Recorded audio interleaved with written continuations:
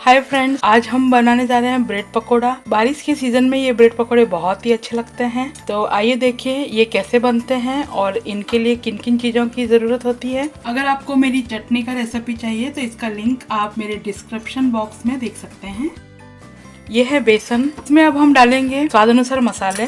1.5 teaspoon मैंने नमक डाला है, 2 टीस्पून मैंने चिली पाउडर डाला है, 1/4 टीस्पून हल्दी पाउडर डाला है, 1 टीस्पून धनिया पाउडर डाला है, 1 टीस्पून अजवाइन डाल रहे हैं हम। मसाले आप सभी अपने स्वाद अनुसार एडजस्ट कर सकते हैं। सोडा इसमें हम बेकिंग सोडा जो है हम ज्यादा नहीं डालेंगे, बहुत ही पिंच डालेंगे। ज्यादा डालने से ब्रेड सारा ऑयल सोख लेगी, इसलिए बहुत ही एकदम नाम का हम बेकिंग सोडा डाल रहे हैं। इसमें 1/2 टीस्पून हींग डाल रहे हैं, 1/4 टीस्पून मैं यहाँ गरम मसाला डाल रही हूँ। एक बार सभी सूखे मसालों को और बेसन को हम अच्छे से मिक्स कर देंगे, फिर इसमें पानी डालेंगे। आप चाहे तो इसमें धनिया, प्याज और हरा धनिया और हरी मिर्ची भी डाल सकते हैं। अब इसमें थोड़ा थोड़ा पानी डाल के इसको थोड़ा सा पतला बैटर बनाएंगे। इसको थिक नहीं बनाएंगे क्योंकि ब्रेड बेसन सोखनी चाहिए। अच्छे से एक ही साइड में हिलाने से इसमें गांठें नहीं पड़ेगी। ये कंसिस्टेंसी बिल्कुल परफेक्ट है। इसको मिक्स करके हम सिर्फ 5 मिनट के लिए इसको रेस्ट करने रख देंगे और तब तक हम अपनी ब्रेड को काट लेते हैं। मैंने यहाँ वाइट ब्रेड ली है, आप चाहे तो ब्राउन ब्रेड भी ले सकते हैं या अपने मनपसंद कोई भी ब्रेड, मल्टीग्रेन या कोई भी ब्रेड ले सकते हैं। ब्रेड को मैं यहाँ ऐसे काट रही हूँ छोटा छोटा, जो खाने में इजी होता है।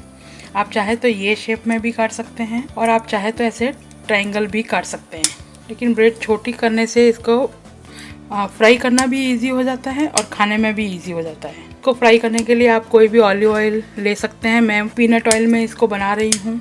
सारे ब्रेड काट लिए फ्रेंड्स और हमारा बैटर भी 5 मिनट रेस्ट हो गया है। तो आइए अब हम इनको फ्राई कर देते हैं। पकौड़े तलने के लिए तेल ऑलरेडी हमारा गर्म हो चुका है। गर्म करके फिर मैंने इसको मीडियम कर दिया है और अब हम इसमें 2-3 ब्रेड को ऐसे सोक कर देंगे।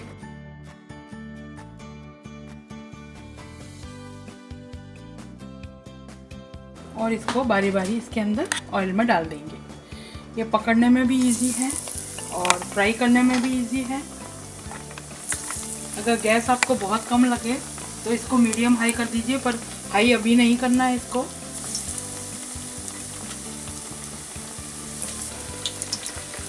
और अब हम इनको पलट देंगे।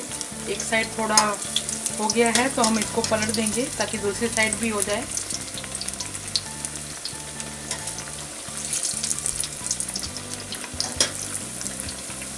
सभी को पलट दिया है और इनको दूसरी साइड भी हम फ्राई होने देते हैं।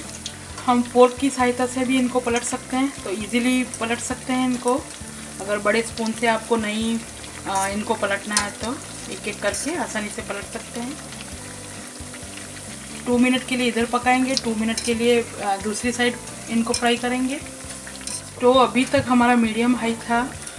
हाफ पकने के बाद थोड़ा मैं हाई कर देती हूँ इनको। पकोड़े डालने के टाइम स्टोव को हम मीडियम रखेंगे। आफ्टर 2 मिनट बाद मीडियम हाई कर देंगे और जब फाइनली पकोड़े फ्राई होने लगे तब हम हाई कर देंगे। इससे पकोड़े हमारे ज़्यादा ऑयली नहीं बनेंगे। पकोड़े हमारे बनकर रेडी हो गए हैं फ्रेंड्स। अब मैं एक पेपर लगी हुई प्लेट में इसको निकाल दूँगी, जिससे ये सारा एक्सेस ऑयल सोख लेगा। तो हम वापस मीडियम कर देते हैं निकालने के टाइम, ताकि जब हम दूसरा बैच बनाएं तो हमारा इस टेम्परेचर वापस ठीक हो जाए। ऑयल का टेम्परेचर अच्छे से ऑयल को निकालते हुए इस पर निकाल देते हैं ताकि ऑयल पकोड़े के साथ ज़्यादा ना निकले। तो फ्रेंड्स, रेडी है हमारे गर्मा गर्म ब्रेड पकोड़े। मैंने यहाँ चटनी के साथ सर्व किया है। आप चाहें तो चटनी और अपने मनपसंद केचप के साथ इसको एंजॉय कर सकते हैं। Thanks for watching my video. I will see you soon.